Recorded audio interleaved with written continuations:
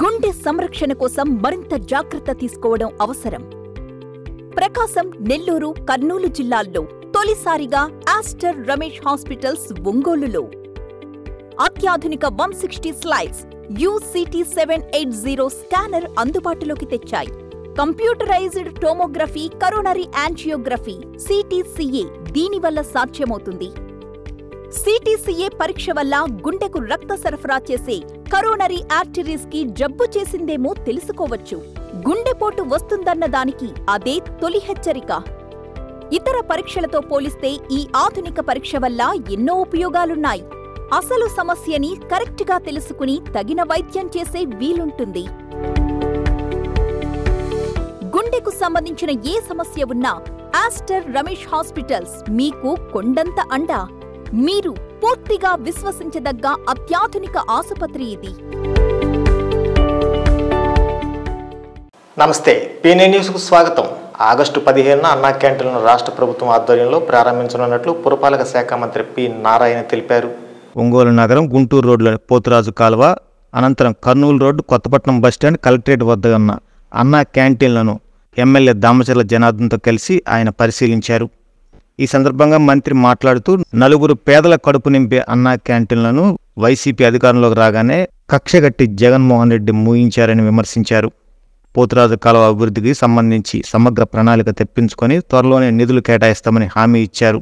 TDP ప్రభుత్వ హయాంలో అమృత పథకం క్రింద తాగునీటి సమస్య పరిష్కరించేందుకు నిధులు తెచ్చి 80% పనులు చేశామని, ఆ తర్వాత అధికారంలోకి వచ్చిన వైసీపీ మిగిలిన 20% పూర్తి చేయకుండా వదిలేయడం దుర్మార్గపు చర్య అని అభివర్ణించారు. టిట్కో ఇళ్లను పూర్తి చేసి త్వరితగతిన పేదలకు అందించి వారి సొంతింటి కలను నెరవేరుస్తామని తెలిపారు. ఈ కార్యక్రమంలో నగరపాలక సంస్థ కమిషనర్ జస్వంతరావు, జనసేన జిల్లా అధ్యక్షులు షేక్ రియాజ్, టీడీపీ నగర అధ్యక్షులు కోటారు నాగేశ్వరరావు, ఏఎంసీ మాజీ చైర్మన్ కామెపల్లి శ్రీనివాసరావు తదితరులు పాల్గొన్నారు. అన్నం తినాలని ఆ రోజు అన్నా క్యాంటీన్ ఏర్పాటు చేశారు. ఆ రోజు 5 సంవత్సరాలు కూడా అన్నా క్యాంటీన్ ప్రతి ఒక్కరు కూడా పేదవాడు మధ్యాహ్నం వచ్చి ఇక్కడ భోంచేసే విధంగా 5 రూపాయలకి భోంచేసే విధంగా ఆ రోజు ప్రభుత్వం ఉన్నప్పుడు పెట్టడం జరిగింది. ఆ తర్వాత ఏదైతే సైకో ప్రభుత్వం వచ్చిందో ఆ ప్రభుత్వం వచ్చిన తర్వాత ఈ అన్నా క్యాంటీన్లన్నీ తీసేసి పేద ప్రజలు చాలా ఇబ్బందులు పడ్డారు. ఎందుకంటే మన ఒంగోలులో కూడా మనం చూసాం. పేద ప్రజలు ఈరోజు హోటల్కి వెళ్ళి తినాలంటే 110 రూపాయలు, 120 రూపాయలు ఒక భోజనం అయ్యే పరిస్థితులు ఉన్నాయి. అలాంటి పరిస్థితుల్లో మనకి అదివరకు టైంలో 5 రూపాయలకి ఇచ్చేది అవన్నీ కూడా ఈ వైఎస్ఆర్ పార్టీ వచ్చిన తర్వాత తీసేశారు. ఈరోజు మళ్ళా మన ప్రభుత్వం రావటం, ప్రజలందరూ కూడా ఈరోజు 164 సీటు మన తెలుగుదేశం పార్టీ మళ్ళీ అధికారం రావటం, మన నాయకుడు మళ్ళా ముఖ్యమంత్రి అయి ఈరోజు అన్ని ప్లేసెస్లో కూడా అన్నా క్యాంటీన్ను ప్రారంభించాలని చెప్పేసి ఒక నిర్ణయాలు కూడా తీసుకోవడం కూడా జరిగిందని చెప్పి నేను తెలియజేస్తా ఉన్నాం. దాన్ని ఉద్దేశపూర్వకంగా మన నారాయణ గారు మన అన్నీ కూడా ఇన్స్పెక్షన్ చేయడానికి ఈరోజు అన్నా క్యాంటీన్లో పోయినసారి మనం కర్నూలు రోడ్లో ఒక దగ్గర పెట్టాం, కొత్త మార్కెట్ దగ్గర ఒక దగ్గర పెట్టాం, అదేవిధంగా కొత్తపట్నం బస్టాండ్ దగ్గర ఒకసారి అక్కడ పెట్టాం, ఇక్కడ కలెక్టరేట్ దగ్గర ఇక్కడ ఒకటి పెట్టాం. దీన్ని అన్నీ కూడా వాళ్ళు తీసి వాళ్ళ ఆఫీసుల కింద మార్చారు, సచివాలయాల కింద మార్చారు. అవన్నీ కూడా ఖాళీ చేశారు.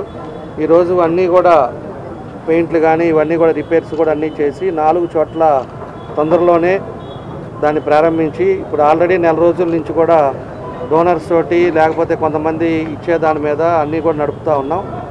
రేపు ప్రభుత్వం నుంచి కూడా డేట్ కూడా మంత్రి గారు చెప్తారు. ఆ డేట్ నుంచి అఫీషియల్గా గవర్నమెంట్ నుంచే పెట్టి వాళ్ళ కాంట్రాక్ట్ వచ్చి అందరికీ నాణ్యతమైంది క్వాలిటీ ఆఫ్ ఫుడ్ ఇచ్చే విధంగా ప్రభుత్వం అదేవిధంగా మంత్రి గారు వీళ్ళంతా కూడా నిర్ణయాలు తీసుకున్నారు. ఇంకా పోతురాజు కాలువ కూడా ఏదైతే ఆ రోజు కష్టపడి ఆ రోజు మంత్రి గారు అందరం కూడా ఫైట్ చేసి 89 కోట్లు ఆ రోజు పోతురాజు కాలం మనం ఆ రోజు శాంక్షన్ చేపిస్తే వచ్చిన దాన్ని కూడా సరిగ్గా చేత కాకుండా చేసుకోకుండా దాన్ని 3 కాంట్రాక్టర్ మారి ఆ వర్క్ కూడా క్యాన్సిల్ అవ్వడం కూడా మనం చూసాం. దాన్ని కూడా ఇన్స్పెక్షన్ చేశారు. మంత్రి గారిని అది ఒక్కటే మనకి మేజర్ ఒంగోలుకి అని చెప్పేసి కూడా ఆయన కూడా చెప్పాను, నేను రిక్వెస్ట్ చేశాం. దాన్ని కూడా ఇప్పుడు మళ్ళీ ఎంత కాస్ట్ అవుద్దో ఏందనేది కూడా ఒకసారి డిపిఆర్ రెడీ చేసుకుంటే కానీ తర్వాత ఫర్దర్ ఏదో విధంగా దాన్ని శాంక్షన్ చేయించుకుంటే పోతురాజు కాలువ కానీ మార్పు అయితే ఒంగోలులో సగం డ్రైనేజ్ సిస్టమ్ అనేది కూడా కరెక్ట్ అవుతుందని చెప్పి కూడా మేము కూడా తెలియజేస్తూ ఆదేశించారు. దాని మీద రాష్ట్రంలో అన్ని అన్నా క్యాంటీన్స్ ఓపెన్ చేసేటట్టుగా వాటికి టెండర్స్ని పిలవమని వాళ్ళకి ఫండ్స్ కూడా రిలీజ్ చేశాం. అందరూ యాక్చువల్గా వాటి వర్క్స్ని అంటే వాటిని అన్నింటినీ యాక్చువల్గా మార్చేశారు. కొన్ని దగ్గర అయితే గోడౌన్స్ చేశారు, కొన్ని దగ్గరలో అయితే మున్సిపాలిటీ శానిటరీ మెటీరియల్ పెట్టుకున్నారు, కొన్ని దగ్గరలో సెక్రటరియట్లు పెట్టుకున్నారు, సచివాలయాలు. సరే ఏదేమైనప్పటికీ అన్నీ ఖాళీ చేయించి ఇప్పుడు యాక్చువల్గా మున్సిపల్ కమిషన్స్ వర్క్ స్టార్ట్ చేశారు. నేను ఈరోజు ఒంగోలులో ఉన్న అన్నా క్యాంటీన్స్ యాక్చువల్గా ఇప్పటికే 3 విజిట్ చేశాను. అధికారులు యాక్చువల్ కమిషనర్ కావచ్చు, డిఈ కావచ్చు 25వ తేదీ కంప్లీట్ చేస్తామన్నారు వర్క్. 25వ తేదీకి పెయింటింగ్ వర్క్ కానీ లేదా కొన్ని టైల్స్ అవన్నీ పోయిండాయి. అదేవిధంగా వాటన్నిటి కూడా వాటర్ కనెక్షన్ కావాలన్నారు. ఓవర్ హెడ్ ట్యాంక్స్ అన్ని క్లీన్ చేసి ఆ యొక్క కొన్ని ట్యాప్స్ ఏదైతే చేతులు కడుక్కుంటారో అవన్నీ తీసేశారు, పీకేశారు. అవన్నీ కూడా 25వ తేదీ కంటే మరొక 1 వీక్లో కంప్లీట్ చేస్తామన్నారు. నేను 25 కానీ 26 కానీ మళ్ళీ వస్తానని చెప్పాను. ఈ విధంగా రాష్ట్రంలో ఉన్న అన్ని అన్నా క్యాంటీన్స్ రేపు ఆగస్టు 15కి కనీసం ఒక 100 అంటే 100 కంటే ఎక్కువ అయ్యేటట్టుగా యాక్చువల్గా చేస్తున్నాం. కొన్నిట్లయితే ఎక్కువ రిపేర్లు ఉన్నాయి. ఆ మున్సిపల్ కమిషన్స్ కొద్దిగా టైం కావాలన్నారు, వాళ్ళకి టైం ఇచ్చాము. ఎటువంటి పరిస్థితుల్లో కూడా ఆగస్టు 15వ తేదీ కనీసం ఒక 100 అన్నా క్యాంటీన్లు ప్రారంభించి కేవలం 5 రూపాయలు. కొందరు అడిగారు సార్ రేటు పెంచుతారంటే అదంటని ఏమీ రేటు పెంచం. సీఎం గారు చాలా క్లియర్గా ఇచ్చారు. 5 రూపాయలకే క్వాలిటీ ఆఫ్ ఇవ్వటం జరుగుతుంది. మేజర్ డ్రైన్ ఉంది, అది యాక్చువల్గా చూసాము, పోతురాజుపాలెం డ్రైన్. దానికి అంతకుముందు 89 crores చేస్తే దాన్ని కూడా వదిలేశారు. అది ఏం చేయాలనేది యాక్చువల్గా ఖజానా ఖాళీ లాంటి ఇప్పుడే శాంక్షన్ చేస్తున్నాను. ఖజానా ఖాళీ కాకుండా ఉంటే నేను ఇక్కడే శాంక్షన్ చేస్తున్నాను. కాబట్టి దాన్ని కూడా స్టడీ చేసి ఖజానా కొద్దిగా రాగానే దాన్ని ఏం చేయాలో దేంట్లో చేయాలనో అర్బన్ అథారిటీలో కొంత, మున్సిపల్ కార్పొరేషన్ నుంచి కొంత, గవర్నమెంట్ నుంచి ఏదన్నా వల్ల కొంత చేసి దాన్ని చేసేదానికి సీఎం గారితో మాట్లాడి ఒక డెసిషన్ తొందరలో తీసుకుంటామని ఒంగోలు మున్సిపల్ కార్పొరేషన్లో ఉన్న ప్రజలందరికీ నేను తెలియజేస్తాను. ఎమ్మెల్యే గారు అయితే రోజు చేస్తున్నాడు నాకు ఫోన్, సార్ ఏం చేసినా చేయకపోయినా మాకు అది చేయండి అని. నేను ఇక్కడికి రాగానే ఫస్ట్ అక్కడికే తీసుకుపోయాడు. అయ్యా నేను అన్నా క్యాంటీన్స్ చుట్టానికి వస్తున్నానంటే కాదు నువ్వు ఫస్ట్ ఆ డ్రైన్ చూసి నీ మైండ్లో పెడితే నువ్వు ఏదో ఒకరోజు చేస్తావని తీసుకుపోయాడు. ఆ విధంగా ఆయన పట్టుదలగా ఉన్నాడు. ఖచ్చితంగా అంత పట్టుదలగా ఎమ్మెల్యే ఉన్నప్పుడు దాన్ని ఫేజ్డ్ మేనర్గా చేయడానికి ఖచ్చితంగా చేస్తామని మీ అందరికీ, ఒంగోలు ప్రజలందరికీ సందర్భంగా నేను తెలియజేస్తాను. జరిమానా చెల్లించడం కంటే ద్విచక్ర వాహనం నడిపేటప్పుడు హెల్మెట్ ధరించడం మేలని జిల్లా న్యాయ సేవాధికార సంస్థ చైర్పర్సన్, జిల్లా ప్రధాన న్యాయమూర్తి ఏ భారతి తెలిపారు. రాష్ట్ర న్యాయ సేవాధికార సంస్థ నిర్దేశం మేరకు జిల్లాలోని అన్ని న్యాయస్థానాల పరిధిలో హెల్మెట్ ధరించడంపై అవగాహన ర్యాలీని నిర్వహించారు. ఒంగోలులో ఆమె ర్యాలీని ప్రారంభించారు. ఈ సందర్భంగా ఆమె మాట్లాడుతూ ప్రమాదం జరిగితే ద్విచక్ర వాహన చోదకుడు భారీ మూల్యం చెల్లించుకోవాల్సి వస్తుందన్నారు. హెల్మెట్ ధరించడం వల్ల ప్రమాద తీవ్రత తగ్గుతుందన్నారు. ప్రతి ఒక్కరూ విలువైన ప్రాణాన్ని కాపాడుకోవాలన్నారు. ఈ కార్యక్రమంలో అదనపు జిల్లా జడ్జి డి అమ్మాన్ రాజు, శాశ్వత లోక్ అదాలత్ చైర్మన్ ఎస్పీ నరసింహారాజు, జిల్లా న్యాయ సేవాధికార సంస్థ కార్యదర్శి senior civil judge K Shyam Babu, అదనపు ఎస్పీ కె నాగేశ్వరరావు, న్యాయమూర్తులు జి దీనా, ఎస్ హేమలత, ఎన్ రాధిక, న్యాయవాదులు, న్యాయస్థానాల సిబ్బంది తదితరులు పాల్గొన్నారు.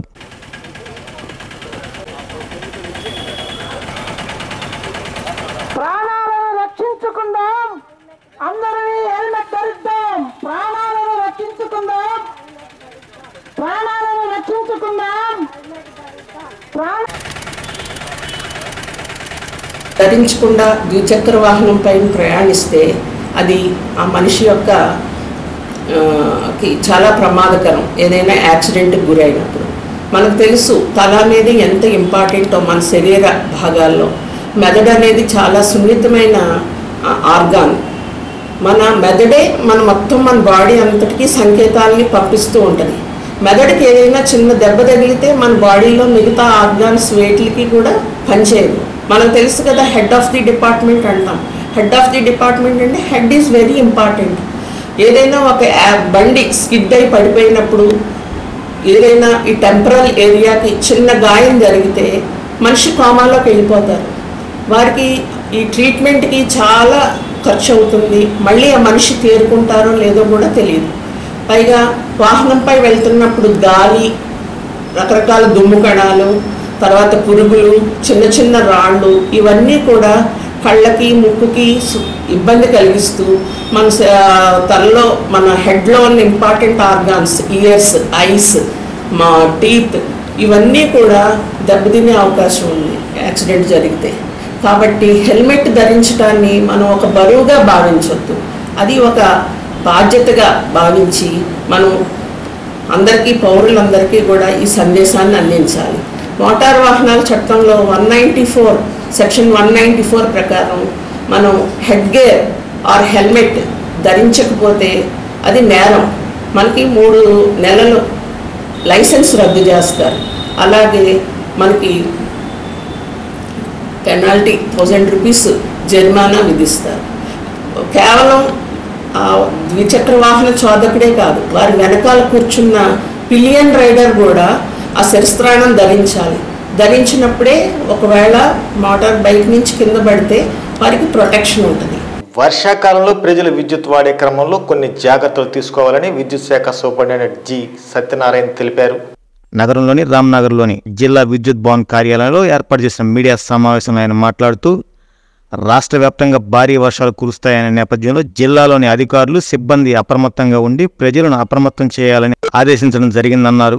ఈదురుగాలులు, వర్షాల కారణంగా కరెంటు అంతరాయం కలిగితే వెంటనే పునరుద్ధరణ చేసే విధంగా సిబ్బంది అందుబాటులో ఉండాలన్నారు.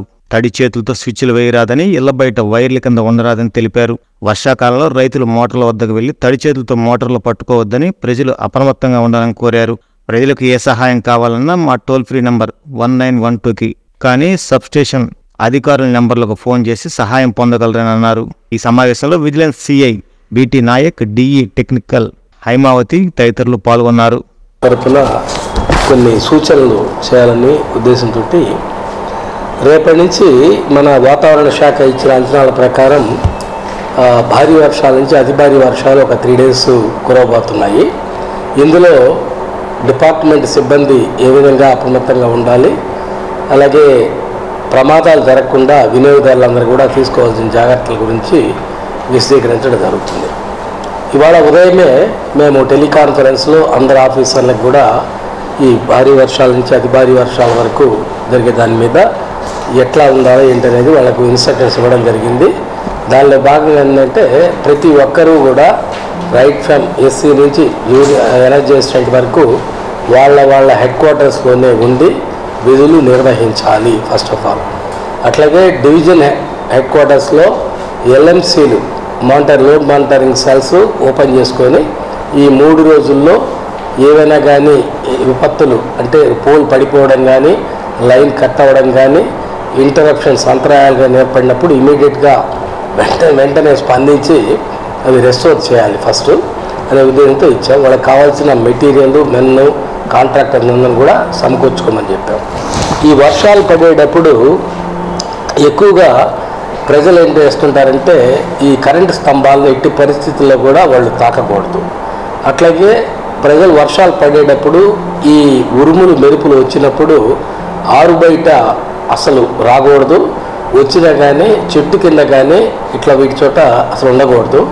ఒకవేళ అత్యవసర పరిస్థితులు అయితే కింద కూర్చొని ఇట్లా పెట్టుకొని ఉండాలి, అంతేగాని ఇమీడియట్గా అక్కడ ఖాళీ చేసేసి సురక్షితమైన ప్రదేశాల్లోకి వెళ్ళిపోవాలి. అట్లాగే కరెంటు పోల్స్, ఐరన్ పోల్స్ అక్కడక్కడ కొన్ని ఉన్నాయి, వాటి దగ్గర ముఖ్యంగా మరీ జాగ్రత్తగా ఉండి వాటిని ఇట్టి పరిస్థితులు కూడా ముట్టుకోకూడదు. అట్లాగే ప్రజలు తడి బట్టలు ఆరేసేటప్పుడు ఏం చేస్తారంటే జిఐ వైర్ కట్టి దానిపైన ఆరేయడం జరుగుతుంది. ఆ జిఐ వైర్కి ఎట్టి పరిస్థితుల్లో కూడా ఎలక్ట్రికల్ సిల్క్ వైర్లు ఏమైనా కట్టినారో చూసుకొని అవన్నీ కూడా తీసేసిన తర్వాత మాత్రమే వాటిని టచ్ చేయాలి. అట్లాగే రైతులు ముఖ్యంగా విద్యుత్ మోటార్ల దగ్గరికి పోయినప్పుడు తడి చేతులతోటి వాటితోటి వైర్లన్నీ కూడా బయటకు వచ్చి ఉంటాయి కాబట్టి చూసుకొని ఆ వైర్లు ఎలా ఉన్నాయో చూసుకుని మాత్రమే ముట్టుకోవాలి మోటార్లని. అది వాళ్ళు జాగ్రత్త స్టార్టర్లు ఇవన్నీ కూడా తడిచిపోయి ఉంటాయి కాబట్టి జాగ్రత్తలు తీసుకొని చేయాలా, అదర్వైజ్ యాక్సిడెంట్లు జరగడానికి అవకాశం ఉంటుంది. అట్లా ఎక్కడైనా లైన్ తెగిపడిపోయినా, కరెంటు పోల్ పడిపోయినా కానీ మా టోల్ ఫ్రీ నెంబర్ 1912 అనే దానికి కానీ సబ్స్టేషన్లో ఉండే కంట్రోల్ రూమ్కి కానీ ఎల్ఎంసీలో ఉండే నెంబర్లకు కానీ వాటికి ఫోన్ చేసి ఇమీడియట్గా చెప్పాలి. అట్లాగే తడి చేతులతో గృహోపకరణాలు ఇళ్లలో అయినా కానీ ఆన్ చేసేటప్పుడు తడి చేతులతో వాడకూడదు. వాటిని అది నివారణ ఇబ్బందులు లేకుండా మా వాళ్ళందరూ కూడా అందుబాటులో ఉంటారు. ప్రజలకి ఎటువంటి సహాయం కావాలన్నా కానీ విద్యుత్ సంస్థ తరఫున ముందుకు వచ్చి చేయడానికి మాకు అవకాశం వాళ్ళని ప్రజలు ముఖ్యంగా కోరుతున్నాం. బాలినేని అక్రమాలపై సిఐడితో విచారణ జరిపిస్తామని టీడీపీ నాయకులు తుమ్మలపాటి రమేష్ తెలిపారు. వారి కార్యాలయంలో ఏర్పడేసిన మీడియా సమావేశంలో మాట్లాడుతూ మాజీ మంత్రి బాలినేని ఆయన కుమారుడిపై తీవ్ర స్థాయిలో మండిపడ్డారు. గడిచిన 5 సంవత్సరాల్లో జిల్లాలో బాలినేని కుటుంబం భారీ అవినీతికి పాల్పడిందని ఆరోపించారు. నేను అడుగుతున్నా, నువ్వు 2019 నుంచి 2024 వరకు నువ్వు ఎమ్మెల్యేగా మంత్రిగా చేస్తున్నావు. అప్పట్లో నువ్వు చేమకుర్తి గ్రానైట్లో విజిలెన్స్ కేసులు చాలా గత ప్రభుత్వ టైంలో జరుగుంటే నువ్వేం చేసావు? సిద్ధా ప్రకాష్ రావు, సిద్ధా రాఘవరావు, సిద్ధా వెంకటేశ్వరరావు, చలువాది రాజా తదితరం ఇంకా చాలా మందిని పిలిపించుకొని వాళ్ళని మేనేజ్ చేసి మీకు విజిలెన్స్ కేసులు లేకుండా చేస్తానని చెప్పి నువ్వు వారి క్వారీల్లో వాటాదారుడిగా చేరి నువ్వు రాయితీలు కట్టకుండా, మైనింగ్ శాఖకి సీనరేజ్ కట్టకుండా అక్రమంగా రాళ్లు తరలించిన మాట వాస్తవం కాదా? నీ పాత్ర లేదని నువ్వు గుడికొచ్చి ప్రమాణం చేయగలవా? నీ బినామీ అయిన భక్తవత్సల రెడ్డి మరియు మైనింగ్ డీడీ జగన్నాథ్ ఇప్పుడు కూడా ఉన్నాడు. ఆయన అడ్డం పెట్టుకొని నీ కొడుకు నెలకు 3 కోట్ల నుంచి 4 కోట్ల రూపాయలు వసూలు చేసిన మాట వాస్తవమా కాదా? ఇవన్నీ ప్రజలకు వివరించు. ఇవన్నీ చెప్పకుండా జనార్దన్ బ్యాంకుల్లో అప్పున్నాడు, అది ఉన్నాడు, ఇది ఉన్నాడు. జనార్దన్ గారి కుటుంబం ఇలాంటిది, మొదల నుంచి వ్యాపారస్తుల కుటుంబం. వారు వ్యాపారం కొరకు, ఏ వ్యాపారస్తుడైనా వ్యాపారం కొరకు బ్యాంకులు అప్పు తీసుకుంటాడు, అప్పు చెల్లిస్తారు. ఆ చెల్లించే క్రమంలో ఒకరోజు లేట్ అవ్వచ్చు, అంతేగాని ఎగ్గొట్టే ఆలోచన వ్యాపారస్తుడికి ఎప్పుడు ఉండదు. నీకు మళ్ళీ ఏ వ్యాపారం లేకుండా 99లో నీకు అంబాసిడర్ కారు, పాత అంబాసిడర్ కారు ఉండేది. ఇవాళ 1,50,00,000 కారులో నువ్వు నీ కొడుకు 1,50,00,000 కారులో తిరుగుతున్నారు. ఎక్కడి నుంచి వచ్చింది మీకు? ఏ వ్యాపారం చేశారో మీకు వచ్చింది? నువ్వు విమర్శిస్తున్నావు జనార్దన్ అవినీతి చేశారని. కట్టిన ఒక్కో అపార్ట్మెంట్కి 5 లక్షల రూపాయలు వసూలు చేసిన మాట వాస్తవమా కాదా? అలానే ప్రముఖ హాస్పిటల్ కర్నూలు రోడ్లో వాళ్ళని బెదిరించి వాళ్ళకి అనుమతి రానియకుండా చేసి వాళ్ళ దగ్గర డబ్బులు వసూలు చేసిన మాట వాస్తవం కాదా? అలానే కర్నూలు రోడ్లో కళ్యాణి రెస్టారెంట్ ఉంది. దాని మీద నువ్వు ఎంత వసూలు చేశావో, నువ్వు వసూలు చేయలేదో నువ్వు వచ్చి నిజాయితీగా గుళ్ళో ప్రమాణం చేయగలవా? ఆ స్థల వివాదంలో సిఐడి అధికారులు వస్తే ఆ విచారణ ఆపించి నువ్వు అదే లాడ్జిలో ఉండి రాజకీయం చేసి నీ అసెంబ్లీ ఎలక్షన్ అంతా అక్కడి నుంచి నడపలేదా? ఇది వాస్తవం కాదా? ఇది ప్రజలకు వివరించాల్సిన అవసరం లేదా? అలానే 2019 నుంచి 2024 వరకు గ్రానైట్లో సీనరేజ్లో ఎంత అవినీతి జరిగింది, తర్వాత ట్రాన్స్ఫర్లో ఎంత అవినీతి జరిగింది, మొత్తం కూడా మేము దామచర్ల జనార్దన్ గారి ద్వారా మైనింగ్ శాఖ మంత్రి గారిని కలిసి మొత్తం సీనరేజ్ ఎంత కట్టకుండా మీరు ఎగ్గొట్టారో దానిలో మీ పాత్ర ఏందో, మైనింగ్ డీడీ జగన్నాథన్ పాత్ర ఏందో, మీ పిఏ కృష్ణారెడ్డి పాత్ర ఏందో తేల్చమని చెప్పి మేము స్థానిక శాసనసభ్యులు, మా శాసనసభ్యుల ద్వారా మైనింగ్ శాఖ మంత్రిని అడిగి దాని మీద ఎంక్వైరీ చేపిస్తాం. అలా జిల్లాలో విద్యుత్ పరివర్తనాలు చోరీలు ఎక్కువగా చోటు చేసుకుంటున్నాయని, వాటిపై ప్రత్యేకంగా దృష్టి సారించి నిందితులపై చట్టరీత్యా చర్యలు తీసుకున్నట్లు విద్యుత్ శాఖ ఎస్సీ కేవీజీ సత్యనారాయణ తెలిపారు. వారి కార్యాలయంలో ఏర్పాటు చేసిన మీడియా సమావేశంలో మాట్లాడారు. ముఖ్యంగా చూస్తే 21-22లో మనకు కరోనా పీరియడ్ ఉంది కాబట్టి 57 ట్రాన్స్ఫార్మర్లు జిల్లా మొత్తం మీద దొంగతనం చేయబడింది ఆ రోజు. అట్లాగే 22-23 వచ్చేటప్పటికి 237 ట్రాన్స్ఫార్మర్లని దొంగతనానికి గురిగా పడింది. అందులో ముఖ్యంగా మార్కాపురం డివిజన్ పరిధిలోనే 142 ట్రాన్స్ఫార్మర్లు దొంగతనం జరిగింది. నెక్స్ట్ దర్శిలో 60 ట్రాన్స్ఫార్మర్లు దొంగతనాలు చోరీ కాబడినాయి. 23-24 వచ్చేసరికి కొంత యాక్షన్స్ అనేది మొదలుపెట్టి తీసుకున్నాం. ఆ రోజు ఈ ట్రాన్స్ఫార్మర్స్ ఎక్కడైతే థెఫ్ట్ జరిగినాయో అవన్నీ ఎస్పీ గారికి, మేడం గారికి ఆ రోజు స్పెషల్గా రాసి మేము పోయి కలిసి ఈ విధంగా ఉన్నాయని చెప్పేసి చెప్పడం మీదట వాళ్ళు స్పెషల్ స్క్వాడ్స్ని అరేంజ్ చేసి కొంతమంది దొంగల్ని కూడా పట్టుకొని ఒక ప్రెస్ మీట్ పెట్టి చెప్పడం వల్ల ఆ సంవత్సరం కొద్దిగా 22-23లో 237 జరిగితే 23-24లో సగానికి పడిపోయినాయి 228 ట్రాన్స్ఫార్మర్లు. అట్లాగే 24, 25లో మళ్ళీ ఇప్పుడు స్టార్ట్ అయింది, మన ఏప్రిల్ నుంచి స్టార్ట్ అయింది. ఎక్కువగా అద్దంకి, దర్శి ఏరియాల్లో, అద్దంకిలో కూడా ఏంటంటే బల్లికురవ, పంగులూరు, సంతమాగులూరు మండలాల్లో, దర్శిలో వచ్చేటప్పటికి ముళ్ళమూరు, తాళ్ళూరు ఈ మండలాల్లో ఎక్కువగా జరుగుతుంది. ఆ కన్సర్న్ పోలీస్ వారికి కూడా చెప్పడం జరిగింది.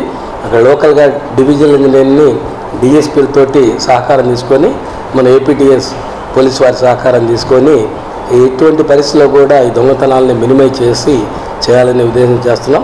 రైతులందరూ కూడా ముఖ్యంగా అప్రమత్తంగా ఉండి ఈ దొంగతనాల గురించి సమాచారం ఏదైనా ఉంటే మా ఎలక్ట్రిసిటీ ఏఈకి కానీ, ఏపీటీఎస్ సిఐ గారికి కానీ, లోకల్ పోలీస్ వారికి కానీ ఇవ్వాల్సిందిగా కోరుతున్నాం. గురు పౌర్ణమి సందర్భంగా స్థానిక సంతపేట సాయి మందిరం నందు విశేష కార్యక్రమాలు ఏర్పాటు చేయడం జరిగిందని ఆలయ నిర్వాహకులు అలహరి చెల్లించరావు తెలిపారు. వారి కార్యాలయంలో ఏర్పాటు చేసిన మీడియా సమావేశంలో కార్యక్రమ వివరాలు వెల్లడించారు. మన ఒంగోలు సంతపేట షిరిడి సాయిబాబా మందిర ప్రాంగణంలో 21/7/2024 ఆదివారం గురు పౌర్ణమి సందర్భంగా విశేష కార్యక్రమాలు ఏర్పాటు చేయడం జరిగింది. ఉదయం అభిషేకాలు, 10 గంటలకు సాయి సత్యవ్రతాలు, మధ్యాహ్నం 1 గంటకి భక్తులందరికీ కూడా, వేలాది మంది భక్తులందరికీ కూడా గురుప్రసాదంగా అన్న సంతర్పణ కార్యక్రమాలు ఏర్పాటు చేయడం జరిగింది.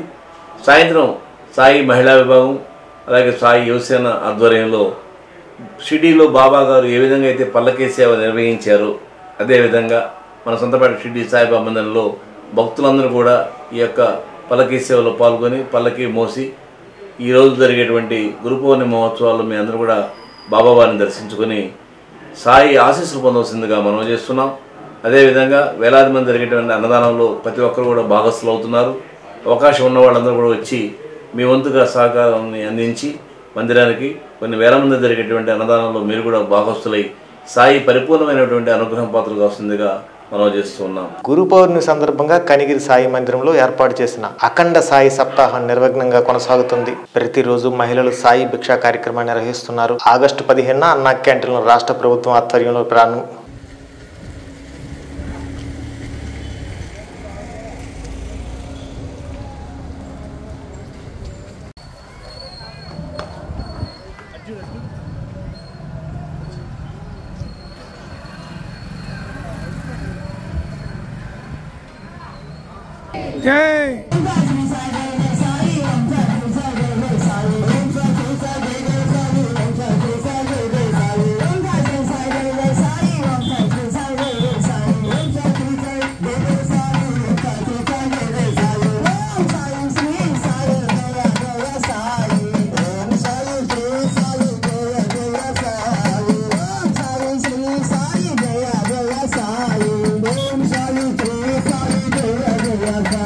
ఈ వార్తలు సమాప్తం. నమస్కారం. ఆహా, ఇప్పుడు ఇలా దాచుకోవాల్సిన అవసరం లేదు. అవునా? మరి Malabar golden diamonds golden Bloom plan తో మీ సౌకర్యానికి తగ్గట్టుగా ప్రతి నెల చెల్లించొచ్చు. 11 నెలల తర్వాత అంతవరకు మీరు జమ చేసుకున్న డబ్బుతో బంగారం తీసుకోవచ్చు. 18% వరకు తరుగు ఛార్జీలు చెల్లించాల్సిన అవసరం కూడా లేదు. మరి ఇప్పుడు ఏం చేద్దాం? అంకుల్, ఒక గోల్డెన్ బ్లూమ్ ప్యాక్ చేయండి. నా కుటుంబం, నా సంబరం, నా మలబార్.